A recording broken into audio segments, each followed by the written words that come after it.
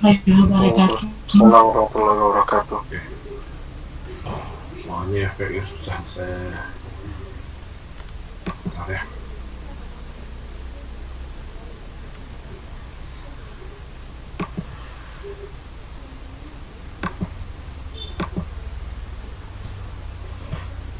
Oke, ini hari ini karena saya ada dua presentasi sebenarnya. Jadi satu presentasi saya cuma hadir aja. Di situ saya mute. Jadi kemungkinan kalau kalian ada yang bersuara itu ya, atau menanyakan sesuatu, saya mungkin nggak dengar. Jadi nanti kalau ada pertanyaan ditulis di chat saja ya. Oke, jadi kalau ada apa-apa, kalau ada pertanyaan atau apa, tolong ditulis di chat saja. Saya akan lihat ya, itu saya akan respon. Nah, kalau kalian bicara mungkin tidak terdengar oleh saya. Oke, langsung aja. Hari ini pembahasan kita adalah tentang data atribut.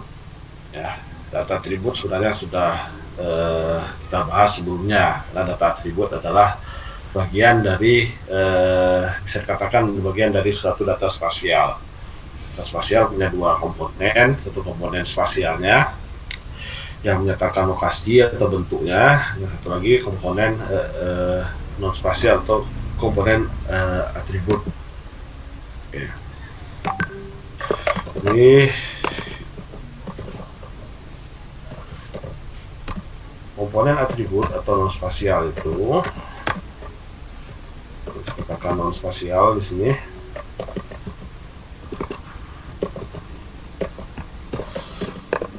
bisa berupa teks, ya, teks narasi, ya. Tapi kalau kita isi ke dalam tabel nanti biasanya panjangnya akan dibatasi maksimal 254 karakter biasanya. Kecuali kalau kita membuat datanya dalam bentuk geodatabase, nah itu bisa lebih panjang. Kemudian angka itu bisa dibagi kepada integer. Yang pertama, integer atau bilangan bulat.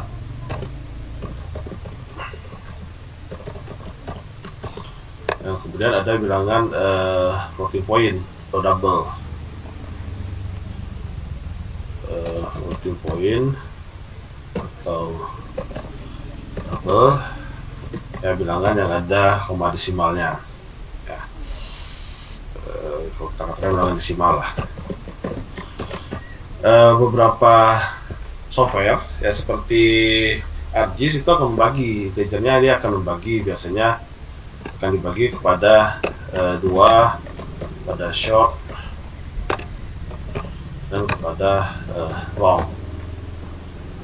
Short itu lebih pendek integernya, long integernya ya bisa lebih range-nya itu bisa lebih panjang. Sedangkan bilangan desimalnya dibagi kepada float dan double. Nah, dalam software yang lain mungkin hanya dibagi kepada dua, integer dan double saja, jadi tidak ada short dan longnya. Intinya tentunya selalu ada bilangan yang untuk menyimpan bilangan bulat saja dan ada yang untuk menyimpan bilangan floating point. Kemudian data lain yang beberapa software juga ada menyimpan adalah data berupa tanggal. Misalnya date atau tanggal. Ya, karena ada beberapa data tertentu yang menyatakan waktu itu perlu kita minta data tanggalnya, sehingga kita bisa mengatur nantinya, bisa mencari mana data yang lebih dahulu, atau mungkin datanya berupa misalkan peristiwa, kita bisa melihat mana peristiwa yang lebih dahulu terjadi dan peristiwa yang terjadi kemudian. Dan beberapa ada juga yang menyimpan data berupa boolean. Nah, boolean hanya dua nilai, yes atau no, atau true atau false.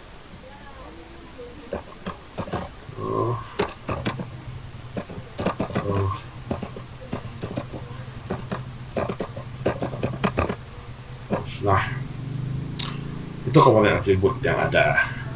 Nah, komponen atribut disimpan kalau di yang kita bicarakan itu terutama dalam data vektor, di mana komponen atributnya disimpan dalam bentuk tabel. Jadi saya mungkin ulangi lagi di sini.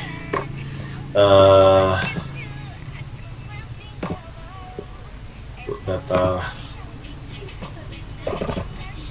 vektor atau yang kita dengan shapefile. Itu atribut disimpan di dalam tabel.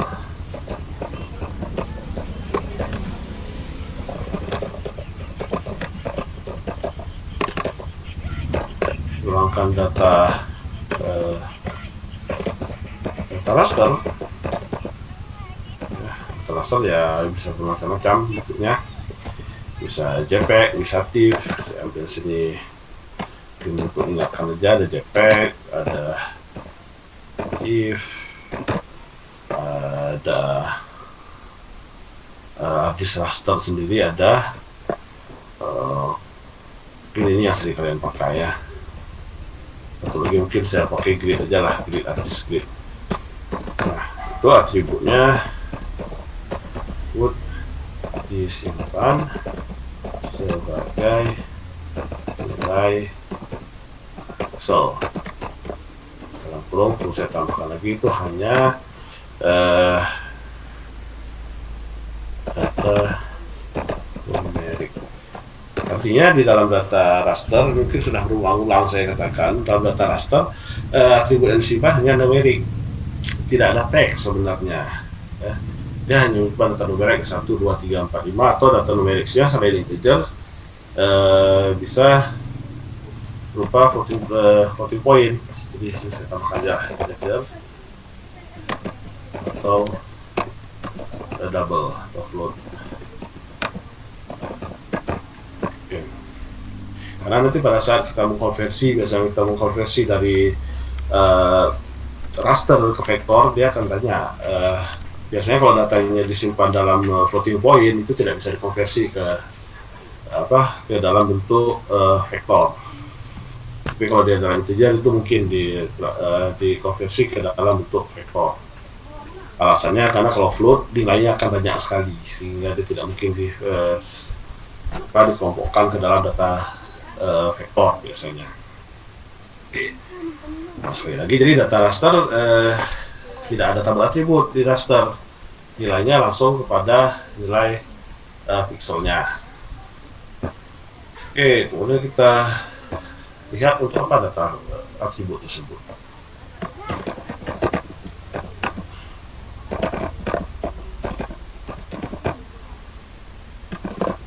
Untuk apa data atribut ada di sana? Yang sudah pasti data atribut untuk kalau secara teorinya katakan untuk mendeskripsikan apa yang tidak ada di dalam suatu lokasi ya.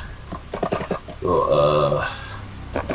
deskripsi yang ada di suatu lokasi tertentu. Nah, tapi kalau dalam praktiknya, misalkan dalam kita menggunakan ArcGIS, data atribut sebenarnya pertama digunakan ya untuk misalkan menentukan simbol, menentukan visualisasi data.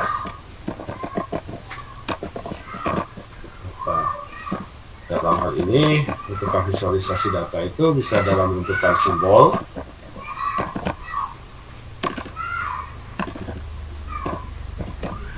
terutama untuk data poin.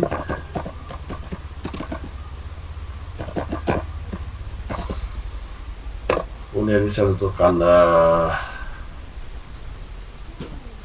warna.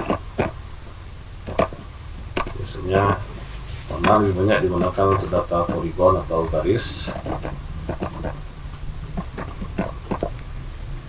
Nah, jadi bagaimana kita visualisasikan data tersebut? Jadi kita tampilkan dalam peta dalam warna tertentu, atau kita tampilkan dalam simbol tertentu, bisa bentuk lingkaran, persegi, atau kita menggunakan lambang-lambang yang lainnya, atau kita bisa menggambarkan garis yang berbeda ketebalannya.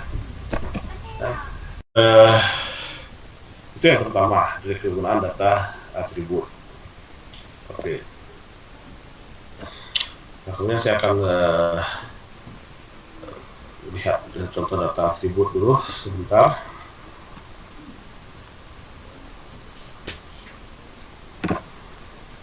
Oke.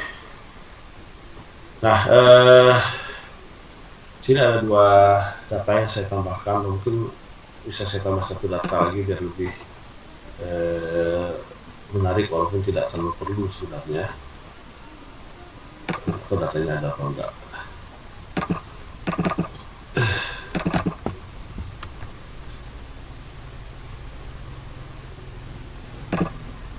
Coba aja datanya. Nah, di sini kita punya tiga buah data. Ada data yang bentuk titik, ada yang bentuk garis, dan ada yang bentuk poligon. Nah, kalau dikatakan di data populasi penduduk tadi, kita bisa lihat datanya. Sekarang ini datanya adalah data vektor. Kita bisa buka tabel atributnya, misalnya. Kita bisa lihat data apa saja yang masuk di sini. Ada data desa. Nah, ini adalah data yang berbentuk teks ya, nama desa di sini, teks juga nama desa. Ada data nomor ini dalam bentuk integer. Ada data wilayah. Saya nggak tahu wilayah apa di sini ya. Isinya adalah floating point. Ada data pertanian, mungkin jumlah penduduk yang melakukan yang memiliki bergerak di bidang pertanian atau lainnya lah, jelas. Ini integer dan juga populasi jiwa di sini integer, populasi atau jumlah kakaknya juga dalam bentuk integer. Nah, kalau kita katakan tadi dari data yang ada, kita bisa menentukan tampilannya. Nah, di sini misalkan dari data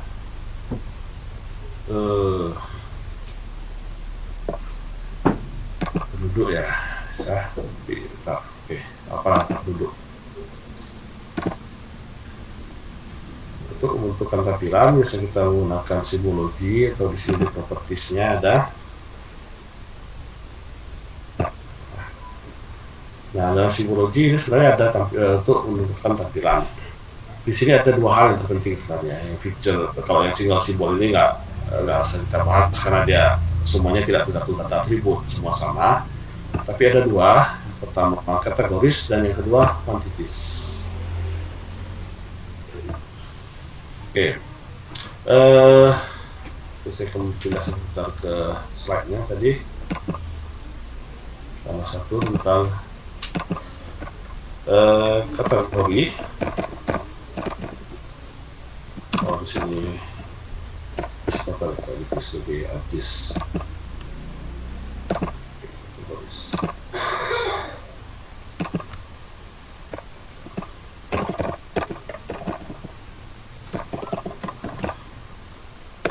Nah, kategori itu tujuannya untuk menampilkan data, berdasarkan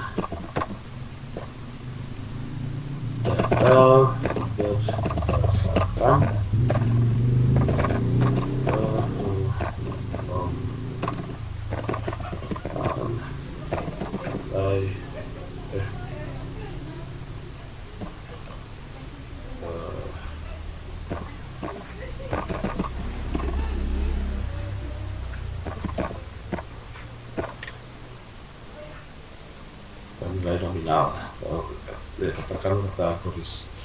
Jadi maksud nilai nominal itu adalah nilai nama misalnya. Di sini kebetulan data kita yang penduduk mungkin tidak ada nominal ya. Kita lihat di sini penduduknya, jadi cuma ada.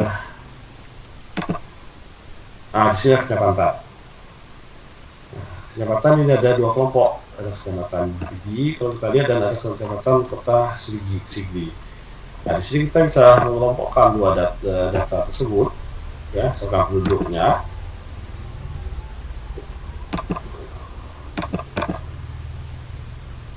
Dikelompokkan ke dalam dua kelompok nominal, yaitu yang pertama misalnya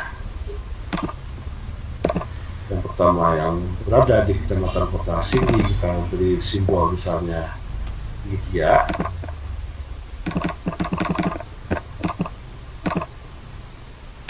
Oke, yang berada di kecamatan Pidi, kita beri simbol lingkaran dengan warna yang kita ubah lah supaya lebih mudah kita bedakan. Dari satunya hijau, satu lagi kita pakai warna yang agak hijau terang ya.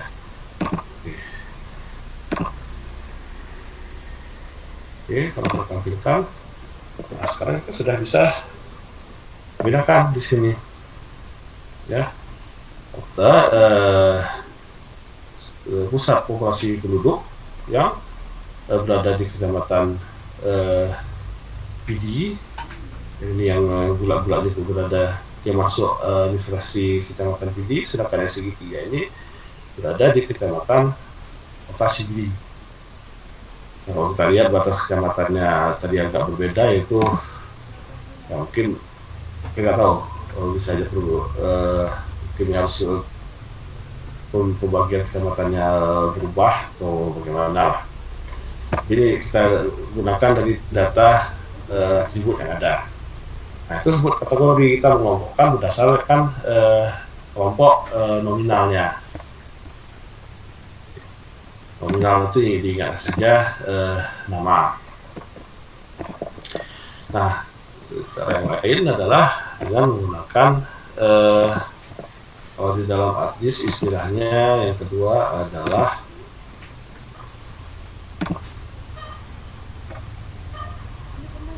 data quantity atau kuantitas.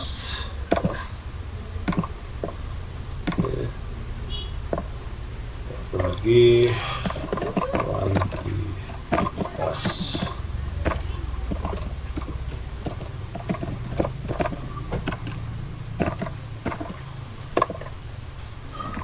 Nah, kalau dengan kuantitas kita menampilkan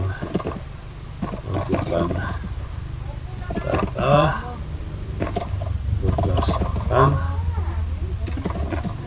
kelompokan menurut interval nilai tertentu. Nah, di sini ada interval nilai tertentu. Dengan kata lain, ini hanya berlaku untuk data numerik. Nah, kalau untuk data nominal, nominal itu yang berdasarkan nama. Nominal tidak ada interval nilainya, dia cuma dibagi menurut kelompok-kelompok nama tadi. Tapi kalau dengan kuantitas itu bisa ada interval nilai. Misalnya kalau kita lihat dari data populasi kecamatan tadi, ini saya copy aja. Nah, saya buat layer yang baru.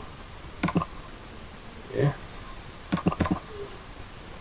Kuantitasnya.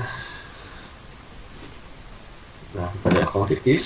Nah, kuantitas pilihannya kita bisa membuat nah, di sini otomatis yang kecamatan tidak masuk karena kecamatan tidak memenuhi untuk dijadikan data kuantitas, ya hanya berupa nama.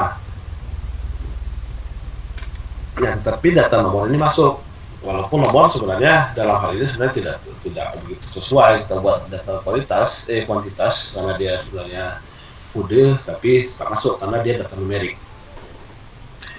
Kemudian ada populasi jiwa dan populasi kakak. Kita coba kita pakai populasi jiwa. Nah, kemudian setelah kita pilih populasi jiwa, dia akan ada cara klasifikasinya. Nah, di sini pembagian juga akan menurut cara klasifikasi. Jadi, kita tambahkan lagi di sini pembagian kelas menurut berbeda-bedanya.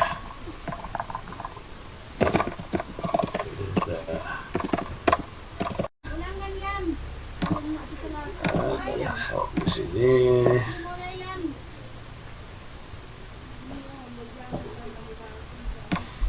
is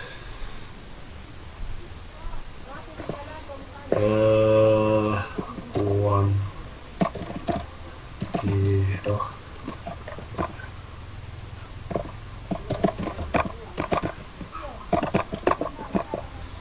symbolizing layers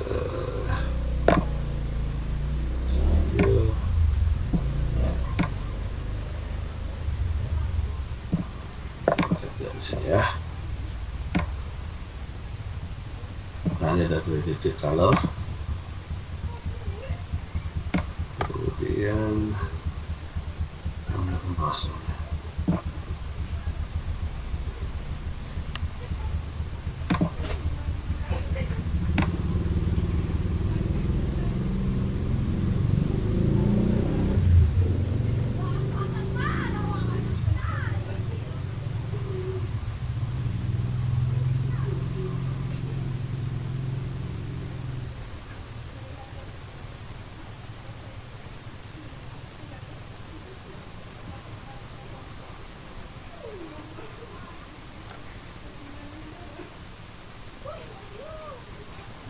Oh, ada juga di sini.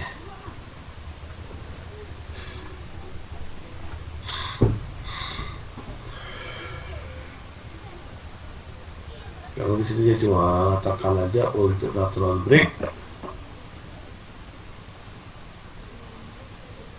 Nah, di sini cuma dikatakan yang data yang mirip-mirip dia akan dikelompokkan jadi satu kelas, yang berbeda akan dipisahkan kelasnya di sana. Jadi ya nggak terlalu jelas ya, udah apa. Lihat ini aja langsung.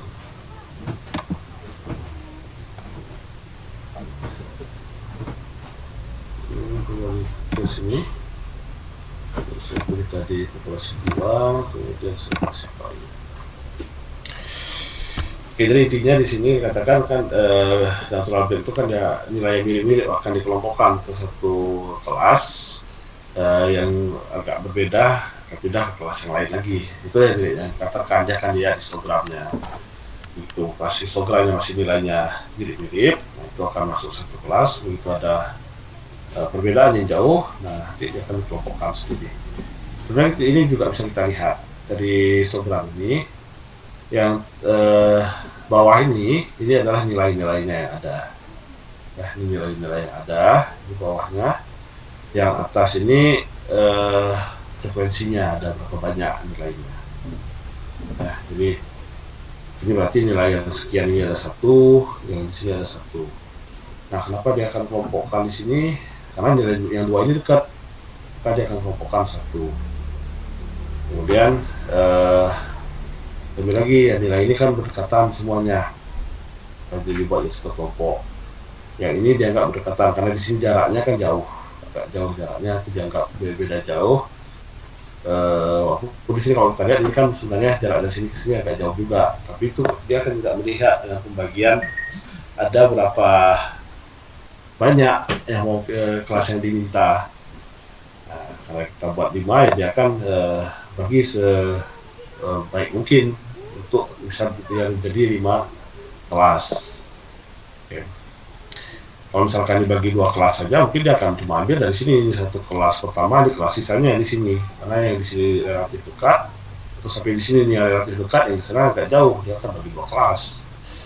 Nah, tapi kalau di 5 ya dia terus bagi lagi, mana lagi kelompoknya lebih dekat dan dibagi. Jadi yang ini dianggap nilai yang ini dianggap nilainya dekat di sini, dan yang ini dianggap dekat dengan yang kelompok di sini. Oke. Dianggap dekat ya, hitung jaraknya ya. Kalau kita hitung ya dari sini kan perbedaan dari jarak ini ke sini jauh. Kalau ini dari sini ke sini dekat, ini dari sini ke sini dekat, dari sini dekat. Itu yang dianggap dekat, perbedaan dekat dan jauhnya. Kenapa di adil selalu yang ditawarkan duluan adalah natural break? Karena cara pengelompokan natural break ini memastikan setiap kelas itu ada anggotanya.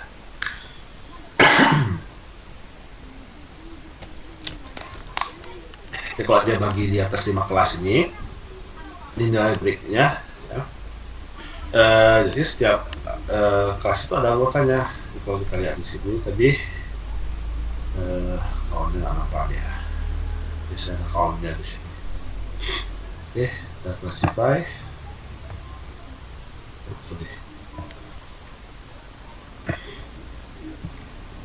Biasanya di sini ada jumlah anggotanya berapa. Tapi di sini untuk kategori ya biasanya ya.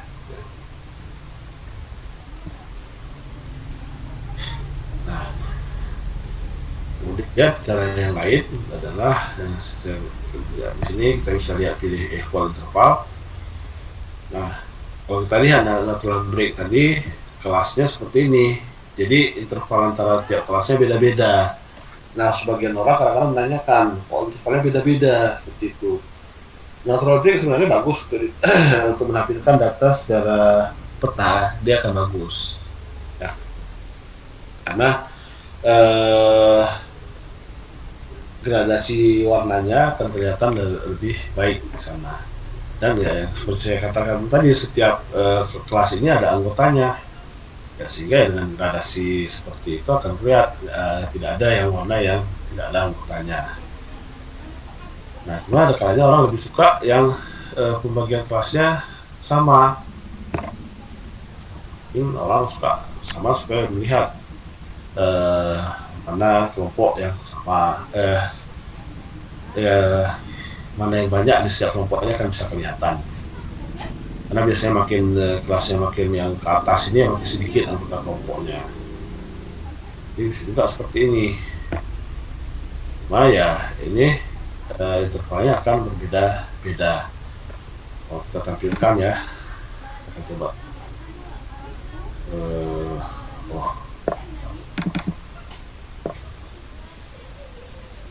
Oke, karena ini titik, biasanya tidak cocok untuk warna, saya pakai gradient simbol aja. Nah, gradient simbol itu dia akan menggambarkan menurut simbol yang berbeda-beda. Oke, ini kita coba satu untuk di sini.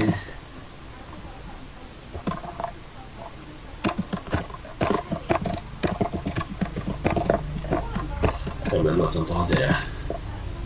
Ini natural break. Saya copy. Nah, kalau dibuat semua kasus pertanyaan nanti. Oke, yang kedua saya akan buat yang kedua saya akan buat untuk equal interval karena saya rasa yang paling sering.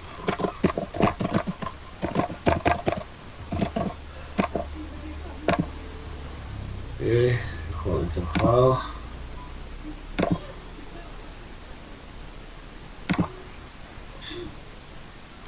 Oke, warna saya ganti supaya kita bisa bedakan dengan yang pertama tadi.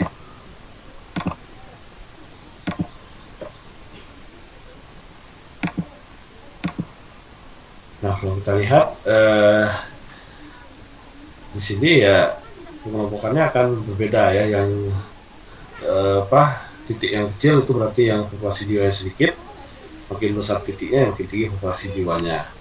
Nah, itu karena pembagian intervalnya berbeda, hasilnya juga akan berbeda nantinya. Kita bisa perhatikan misalkan titik yang di sini, kalau ini yang paling kecil ya, yang tengah-tengah berbeda ini, kita lihat. Nah, kalau menurut equal interval dia masuk kelas yang kedua. Tapi kalau kita lihat dia di natural break,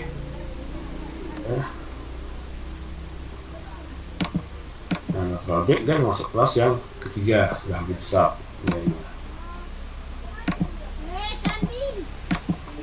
Lain mungkin ini juga sama. Ini kalau di equal interval kelas yang kedua, tapi kalau pertama merah. Cuma caranya ini lebih pada cara manual. Yang kedua juga tidak mesti merah, tapi sebenarnya kita buat 1,5. Kemudian jalan nasional kita buat masih warnanya merah juga, tapi tebalnya di sini kita buat misalkan 2 0,5 biar nampak jauh bedanya.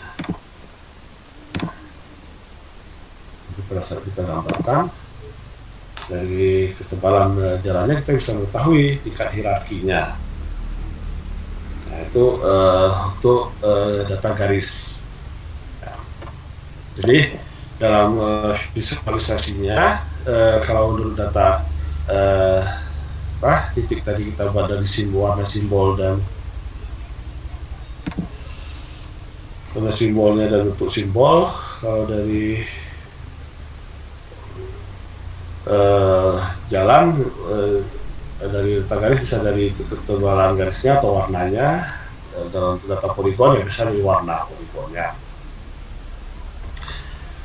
Oke, kemudian yang saya katakan tadi adalah join table. Join table ini sebenarnya tujuannya adalah ada dua ya sebenarnya. Join table adalah menggabungkan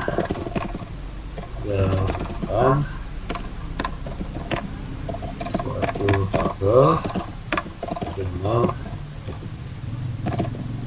tabel atribut berdasarkan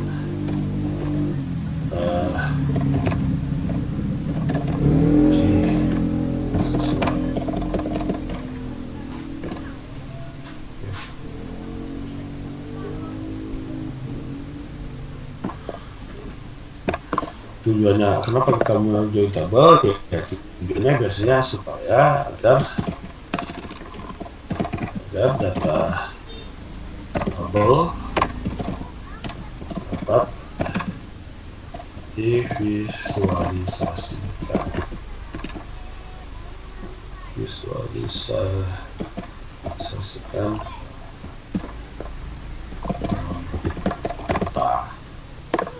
Dan join table ini sifatnya, kalau kalian sudah belajar basis data, sifat hubungannya itu adalah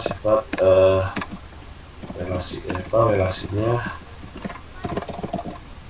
si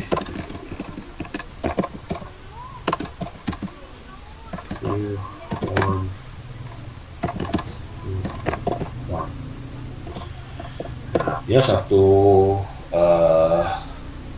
fitur. Ya, kalau kita mau bicara dengan data spasial kan fitur, kita katakan satu fitur dia akan tergabung dengan baris rekod di tabel yang lainnya.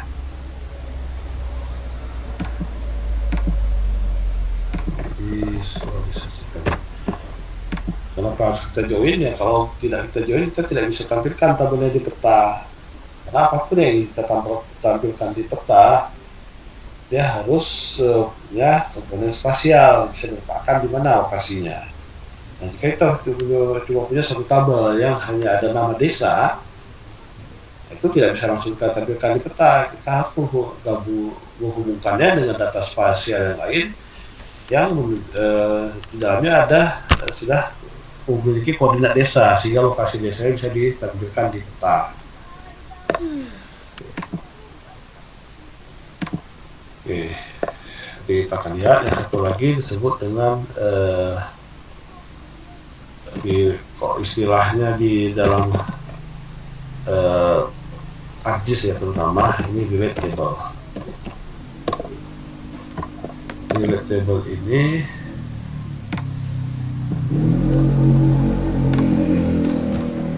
kita juga menghubungkan satu tabel dengan tabel atribut berdasarkan kunci yang sesuai, tetapi satu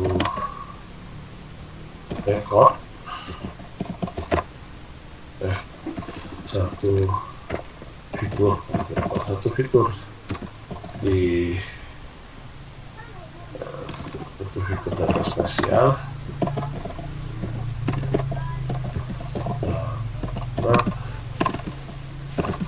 dihubungkan dan lebih dari satu rekod di tabel.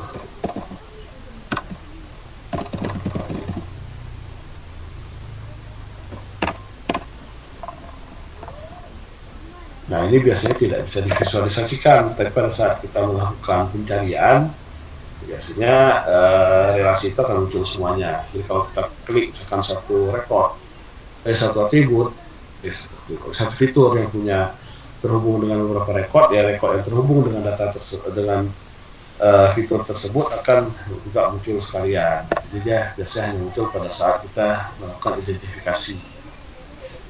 Jadi di sini dia aja ini tidak muncul dalam visualisasi.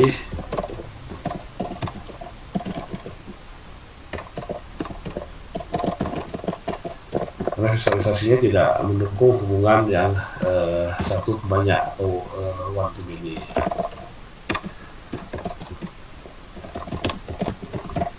Di one to many ini one-nya adalah one atribut, jadi one tabel atribut atau one fitur ke many atribut di tabel lainnya.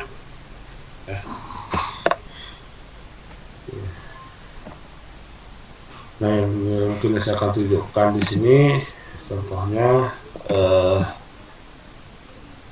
untuk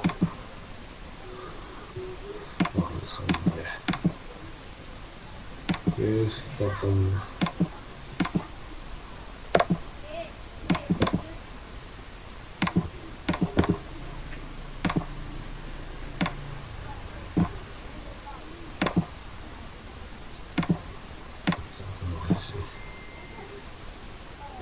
ini akan saya tampilkan di seperti awalnya lagi, satu visible.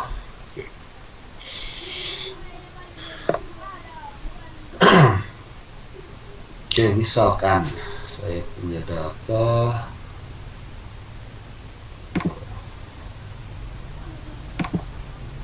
di sini, ada datanya,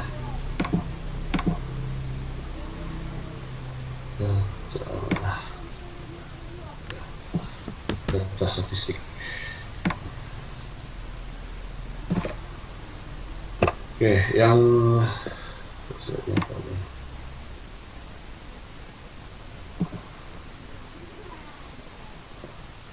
datanya.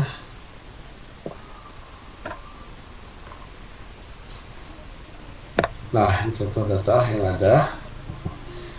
Data yang dianjurkan ya untuk kita melakukan join ini adalah data yang disimpan dalam format CSV. Jadi data di sini, datanya di sini, ini formatnya format CSV, comma separated value. Karena beberapa versi AGIS bisa menerima data yang berupa Excel atau baik XLS ataupun XLSX, tapi ada juga yang tidak bisa terima. Jadi yang pada umumnya bisa menerima adalah yang disimpan dalam bentuk dalam format CSV atau comma separated value. Nah, kalau data yang comma separated value sudah pasti biasanya headingnya itu hanya satu baris, jadi tidak ganda. Jadi tidak ada heading yang dua baris seperti itu. Kemudian yang lainnya ya ini nggak salah sih, yang penting dia ada di sini. Ini saya hilangin aja nomor join ini. Oke.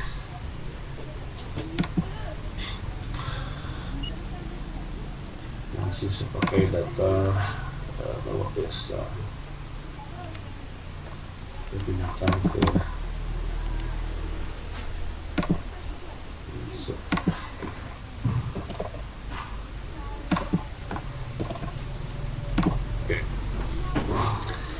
Nah, satu hal lagi mungkin nggak bisa saya sampaikan lebih jauh ya. Dalam kita melakukan join ya, nantinya lebih diutamakan join dilakukan antara, kalau dari syaratnya kan jadi menjadi kuncinya. Sini yang menjadi kunci atributnya adalah sebenarnya yang dikatakan atribut kunci itu adalah atribut yang dimiliki oleh di baik tabel atribut maupun di tabel ini, tabel yang akan kita hubungkan. Dan setiap atribut yang jadi kunci tentunya dia hanya punya satu nilai ya di dalam hanya muncul sekali di dalam kedua tabel. Tapi kalau dia join one to many, nantinya ya bisa saja dia lebih dari satu nilai, bisa muncul dari lebih dari satu baris, boleh aja, asalkan rekodnya memang berbeda. Nah di sini ada dua, ada nomor dan ada desa yang bisa menjadi penanda di sini atau menjadi kunci. Namun karena kalau kita menghubungkan dengan data teks itu yang dilihat adalah kesamaan karakter per karakter. Dan kita tahu di dalam data ini yang menjadi karakter bukan hanya karakter yang bisa kita lihat ini, yaitu huruf. Spasi itu juga merupakan sebuah karakter. Nah, kalau misalkan kita menuliskan, kalah di sini misalkan, kita menuliskan gabung dan asan. Nah, kemudian di sini spasinya salah kita buat dua. Dengan secara sekilas itu mata kita nggak bisa lihat. Itu ada dua spasi di sana. Tapi pada saat nanti dihubungkan, spasi ini akan dianggap berbeda. Kalau misalkan di data tabel atributnya di shape filenya itu cuma dimuat hanya satu spasi. Nah, belum lagi nanti seringkali ada kesalahan tulisan, ya, huruf besar huruf kecilnya mungkin salah. Nah itu juga bisa merepotkan dalam kita join dengan menggunakan teks. Makanya lebih sering diajukan kita join menggunakan nomor ID atau nomor penanda. Ya, jadi baik data apapun lah yang kita join biasanya digunakan nomor ID-nya. Dalam hal ini nomor ID atau penanda desanya adalah nomor ini. Oke. Nah untuk kasus yang lainnya mungkin kalian harus cek dulu datanya apakah benar sama atau tidak. Oke, ini saya save kembali.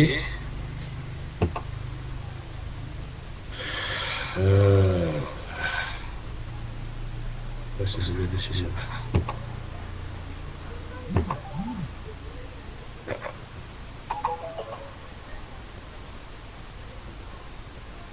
Oke.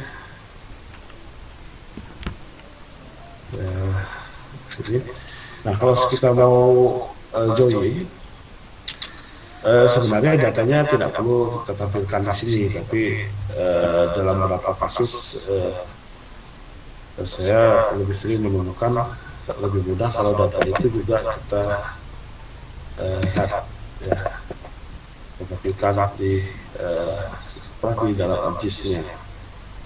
Jadi data kita adalah data statistik kota sendiri ini, mudah-mudahan ini.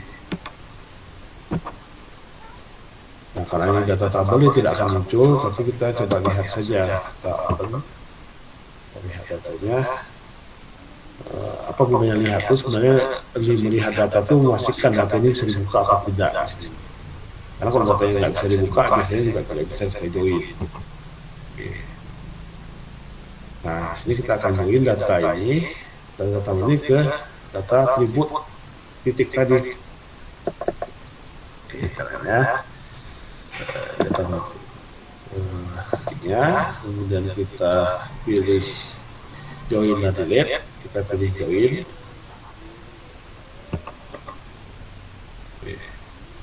Nah, dia akan lihat tampilkan sini kita akan join ke atribut dari tabel, ya.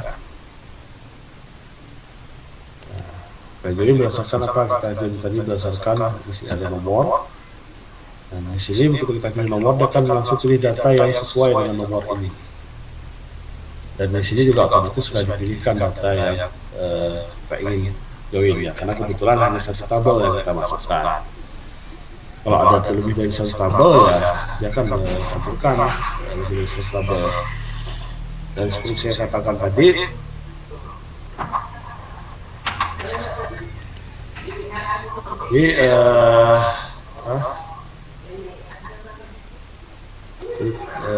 tadi browse datanya saya katakan kan tidak harus ditampilkan.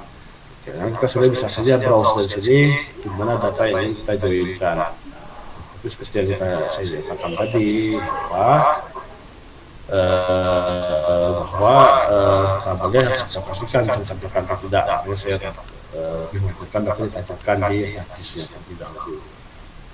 Nah, kemudian ada pilihan di sini kita bisa pilih keep all record atau keep only matching record. Keep all record ini dia akan menampilkan data yang baik terhubung one to one ya, antara keeper dengan rekornya, maupun yang tidak ada pasangannya. Contohnya ini yang kita bisa lihat nanti, kita bisa lihat mana yang tidak nyambung, dan kita bisa ngecek apa yang terjadi kenapa dia tidak nyambung. Kalau di sini dia hanya akan menyimpan data yang match saja, yang ada pasangannya. Oke. Jadi yang tidak ada pasangan langsung tidak ditampilkan di sini. Nah, sebenarnya ya terserah keperluannya lah. Kalaupun kita pakai yang ini, sebenarnya pada saat kita melakukan validasi join, ya, kita bisa tahu. Misalkan saya pilih yang ini aja, yang matching report saja. Pada saat saya klik validate join, di sini dia akan menyatakan, nah, ada berapa yang match.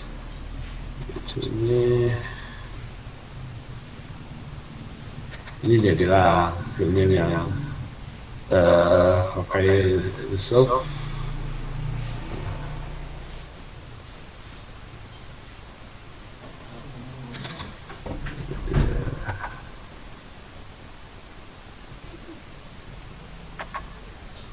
Nah, ini termasuk masuk di software, jadi sebenarnya tidak dianjurkan menggunakan. Tapi kita bisa lihat juga di sini nomor matchingnya sudah dapat 20 dari 20 report. Tapi kan semuanya sudah tergabungkan, walaupun dia dikatakan di sini kalau ada dari error mungkin matching reportnya tidak tampil. Nah, kalau kita lihat di sini 20 dari 20 rekornya sudah sudah tergabung, nanti otomatis itu sebenarnya sudah digabungkan. Jadi kita klik OK supaya dilakukan joinnya. Sekarang bisa kita lihat di tabel atribut titik tersebut. Nah, kita lihat tadi data asalnya dia hanya sampai di sini. Setelah kita join, datanya tambah lagi.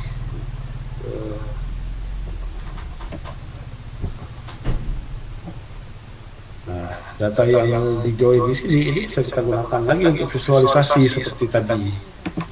Kan saya mau tampilkan tadi ini datanya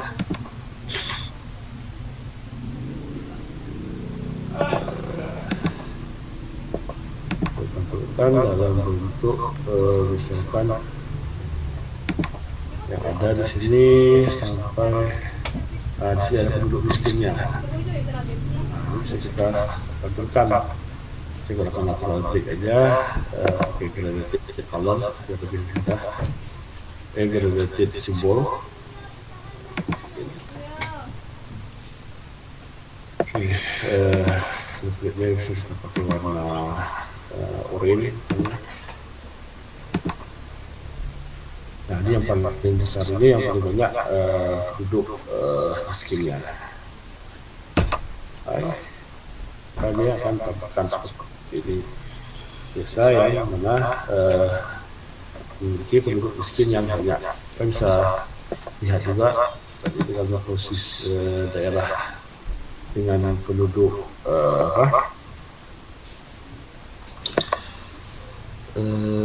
populasi penduduknya banyak, tapi kalau kita lihat di sini di yang hijau ini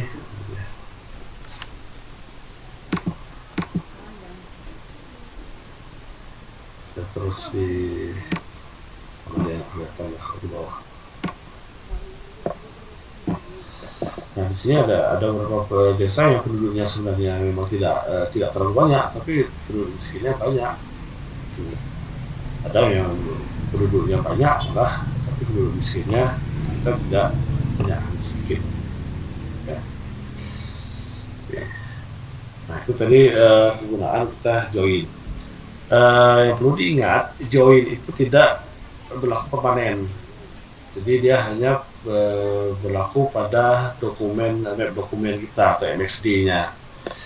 Kalau nantinya data MXD itu di data yang kita tutup, kita buka lagi data populasi penduduk ini di MXD yang lain, ya joinnya tidak ada.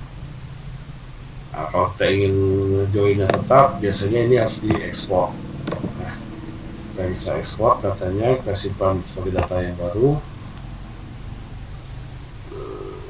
Saya simpan di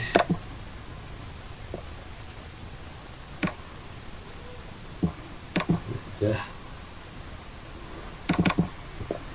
bisa diganti dengan siapa lain.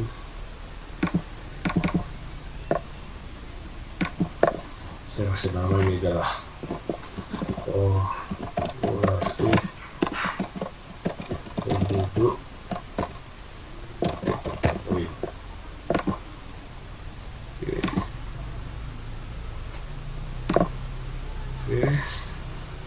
Di sini kita lihat datanya. Nah, di sini sudah masuk semua. Kalau yang ini, bisa saja kita remove joinnya. Nah, kita join otomatis yang tadi kita gambarkan tidak bisa lagi. Tapi kalau yang ini tidak bisa di remove karena dia memang tidak ada join yang dilakukan. Sementara datanya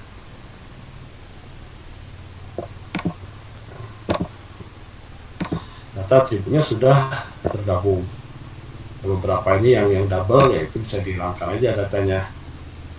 Nah, di sini bisa kita delete filenya karena nggak perlu diulang kan. Kecamatannya juga nggak perlu kita ulang. Hilang ya. Kita buang filenya. Dan juga yang mana tadi nomor ini juga kita buang filenya. Oke, nah ini jadi satu data yang baru dari hasil kita join. Oke.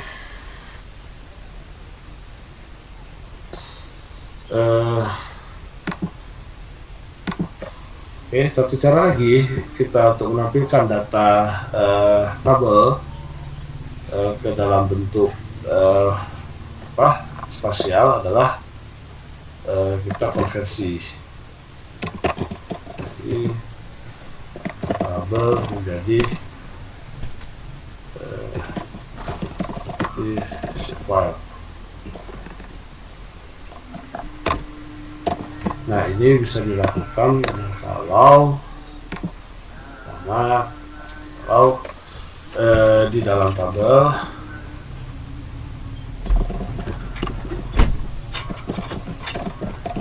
ada kolom yang menyimpan koordinat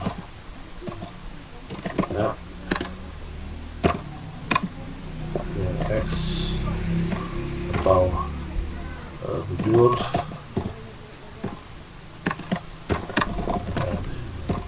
atau menggunakan ya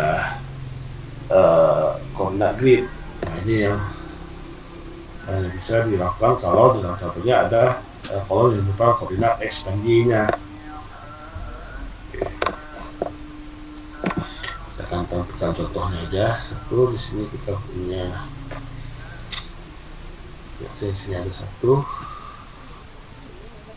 Ini ada data pusat aktivitas TSV. Saya langsung buka TSV-nya aja. Kita lihat datanya. Nah, ini datanya di sini ada x dan y-nya. Nah, untuk ini harus x dan y biasanya kalau tidak bisa dituliskan dalam derajat menit detik, harus disimpan dalam derajat desimal. Y-nya satu kolom, x-nya satu kolom. Kalau derajat menit detik itu biasanya datanya adalah data teks disimpan, dan itu tidak bisa kita gunakan untuk keperluan ini. Oke, dan selain itu biasanya ini juga sebaiknya pastikan datanya benar. Kalau kita simpan misalkan koordinatnya dalam UTM itu juga boleh. Oke, prosesnya kalian akan coba nanti dalam praktikum saya rasa di sini. Ini kalau kita klik kanan di tabelnya, kemudian kita pilih display XY data. Nah, dia akan tanya filenya yang mana ada X dan Y-nya. Kalau kebetulan filenya sudah kita beri nama X dan Y atau let dan long, itu biasanya langsung dideteksi. Nah, kemudian juga pastikan ininya sudah terdeteksi atau belum sistem koordinatnya. Ada kalanya sistem koordinatnya tidak langsung terdeteksi, itu harus kita nyatakan dulu sistem koordinatnya apa. Ya biasanya kalau belum terdeteksi kita harus pilih dari sini.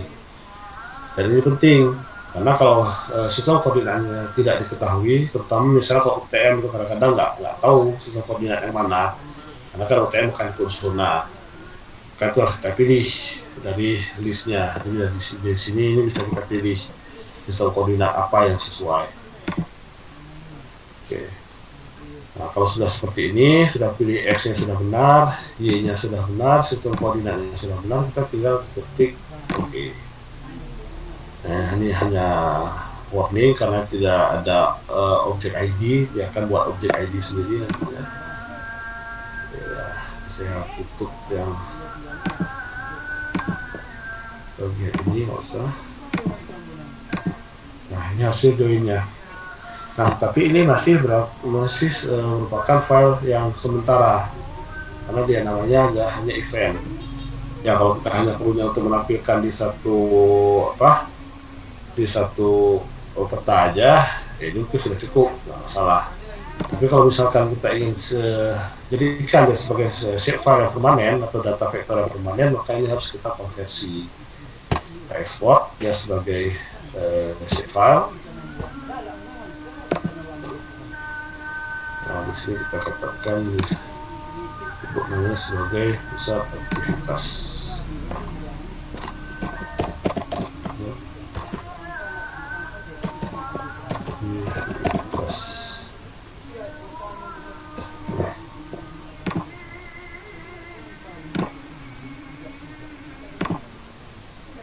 Nah, kalau sudah ada yang kita ekspor, ini bisa kita gunakan karena ini biasanya yang event ini kita tidak bisa edit ya, misalnya data atributnya ini nggak bisa kita edit apa-apa. Oke, bisa kita gunakan yang ini.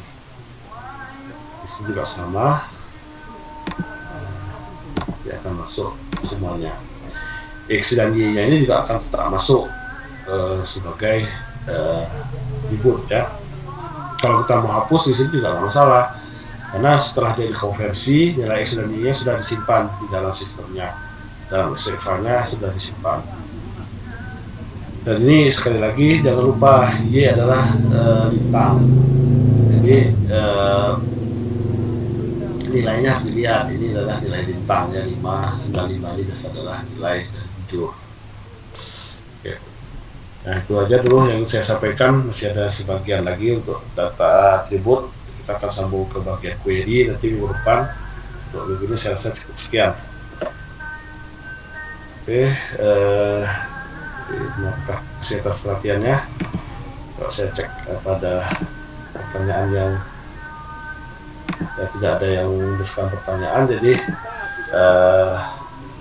ya untuk terkait lisensi kalian sepertinya akan lebih lama lagi, jadi untuk praktikum ya lanjut aja lah dengan